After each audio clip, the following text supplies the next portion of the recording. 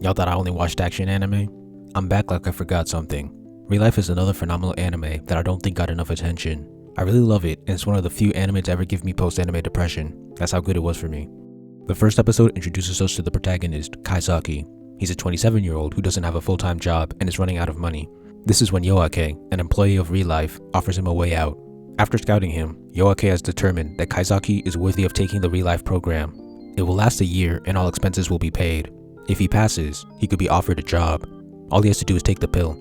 Obviously, Kaizaki takes the drug, but this results in him waking up as a teenager. His mission is to go through high school again. The purpose of this program is to rehabilitate people who've dropped out of society.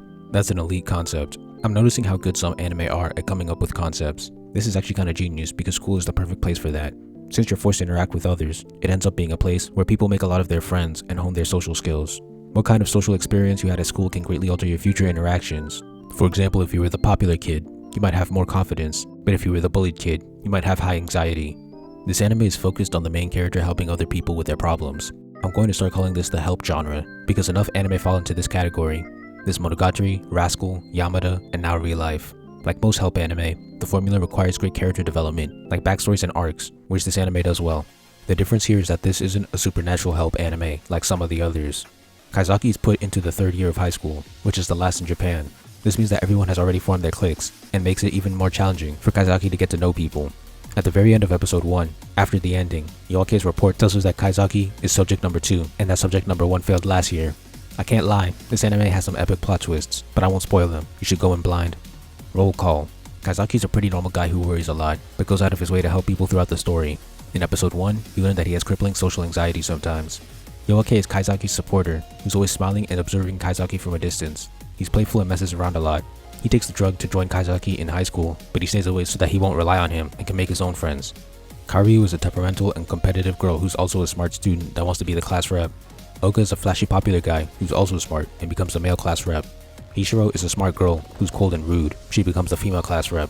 Onoya is a friendly transfer student who's just as bad at Kaizaki at school. She acts like his twin and is my favorite character. Tamarai is Kariu's friend and rival in sports. The characters have complex webs of relationships and problems that make this anime a great help anime. Kariu is overcompetitive and isn't good at conveying her feelings.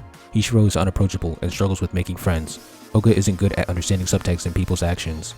Kaizaki's first help happens in episode 2 when Hishiro tells him about her problems. She wants to change and he gives her the advice of smiling, which she struggles to do on command. Before he leaves, she asks to exchange numbers so that they can be friends, showing improvement. He accepts and it results in her smiling naturally. That's one example of the help missions in the show. The opening is also a banger. Enough said. OP check.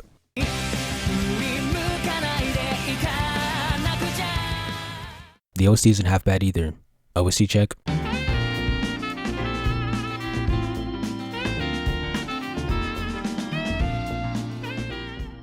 It's primarily piano jazz with occasional saxophones, and it gives the show a unique identity.